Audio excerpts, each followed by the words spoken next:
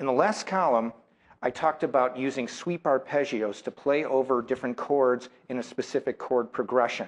I'm going to expound upon that this time by doing a chord progression that starts in the key of D minor, but we use two different keys. It's D natural minor, then we move into D harmonic minor.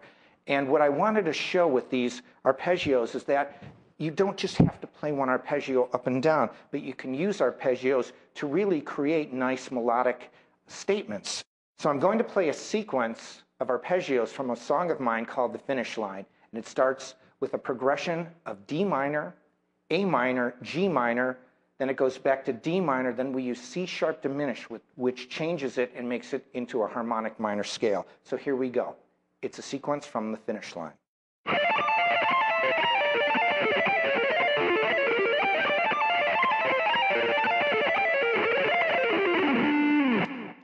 This sequence of arpeggios is based on this chord progression. It starts with D minor, then it moves down to A minor, then it moves down to G minor, then back to D minor. Then we use C sharp diminished, then back to D minor, then back to C sharp diminished. Then I use another diminished chord, but I simulate an A seventh arpeggio. So the whole progression is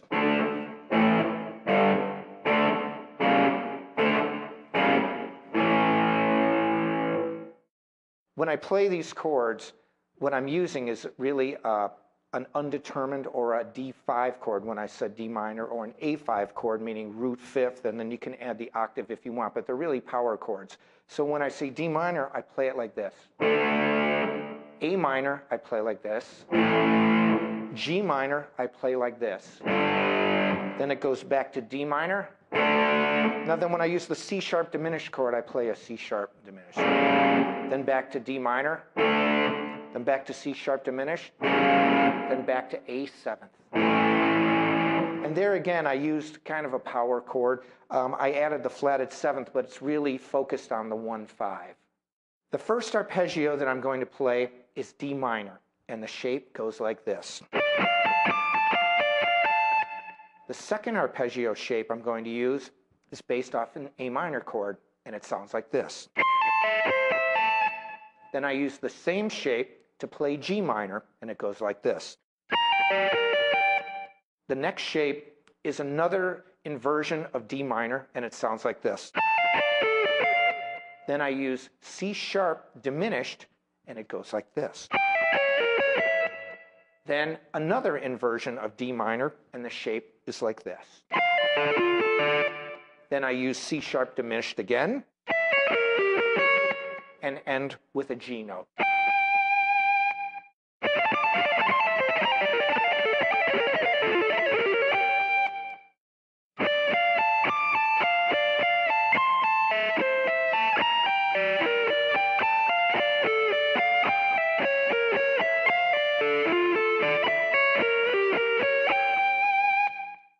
An important part of fretboard hand technique is the ability to not only just press the fret that you're going to play, but to use your fingers to block the other strings that you're not going to play. And it's a real important part of how I get arpeggios to sound clean, and how my style, that you can hear the notes when I play fast. What I do is when I start this D minor arpeggio, I'm ready with the first note. But my other fingers are already blocking the strings that are going to be played. So there's, even if I make a mistake, which we hope will not happen, but if I make a mistake hitting these notes and I hit another string, you will not hear it. So it sounds like this. And see, when I end here, I'm actually ending on the note, and my first finger's blocking that next string. So everywhere I play, these fingers are blocking strings as well as hitting notes. So it's kind of a twofold purpose, and it's one of the most important things a guitarist can learn to really kind of clean up their playing. So it sounds like this. Then when I switch to A minor, now when you have to roll your finger, it's much easier obviously to do it fast. But what I try to do is actually roll my finger to, again, block strings. Because if you play it like this, it'll sound terrible. So I go, and so I move them up and down and pivot them. And the same thing with this G minor shape. And then back to another D minor shape. Now when you see when I'm ending,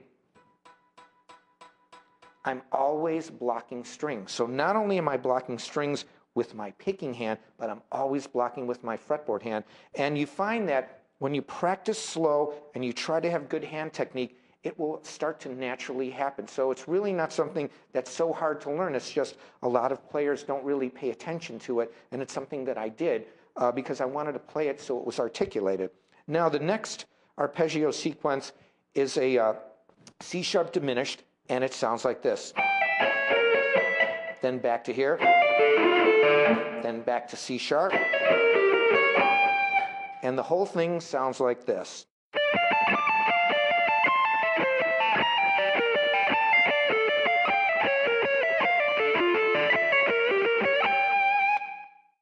The second time around, I repeat the sequence, but it ends a little differently. So instead of ending on G, I'll go.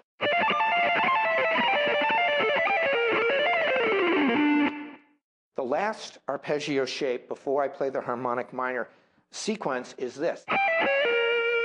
And then I go.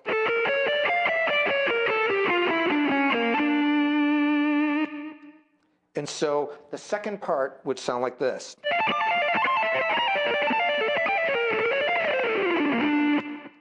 I resolve the chord progression by playing, it's the Phrygian dominant, really, which is starting on an A note, but playing the D harmonic minor scale over that A chord. And I start on A, and then play the D harmonic minor scale and end on D, because the progression ends on D. Here it is fast. And then slow.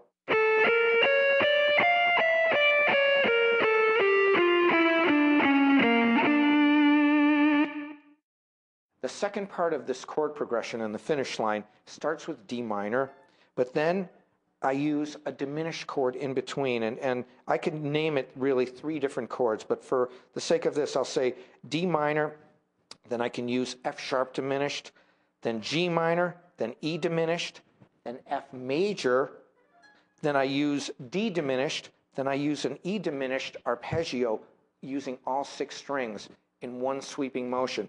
And it's not an easy one to play because the fingering's pretty strange and it's not super fast, so you have to hear every single tone. So this progression sounds like this.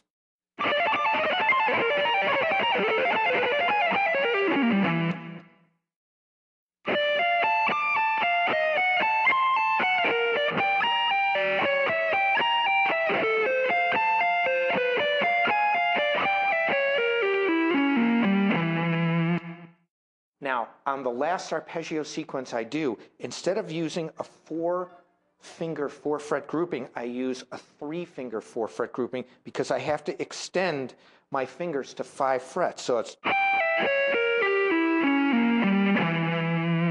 And then on my picking hand, it's all sweep technique, straight down.